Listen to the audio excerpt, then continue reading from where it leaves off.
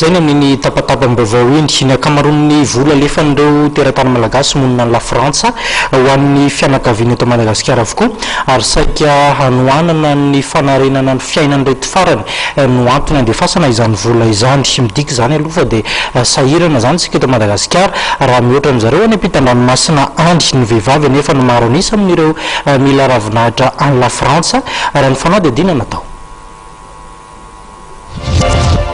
Vola mitetina valopolo tapitrisa euro no nalefan'ireo malagasy monina ny Frantsa ho an'ny eto Madagasikara tamin'ny taona 2024.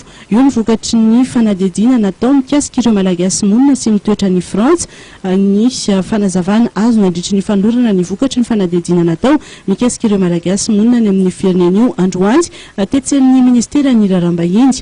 Ny valopolo isanjato ny voalo dia nalefa mba hanoanana ny fianakaviana izay mipetraka eto Madagasikara.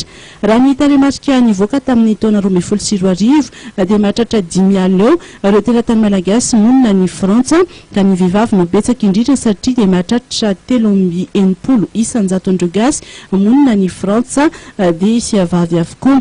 Somary tsara fivelomana kosa ny malagasy mipetraka sy monina ny Frantsa satria dia ny mahatratra ny antsasamanila andreo gasy monina sy miasa ny toerana dia manana asa sy faripahaizana ambony. Ity fanadihadiana ity dia nataon'ny Forim sy ny Université ny Poitiers ka teo anelanyela ny volana aprily sy jolay tamin'ny taona lasiny no nanatonsana izay fanadihadiana izay.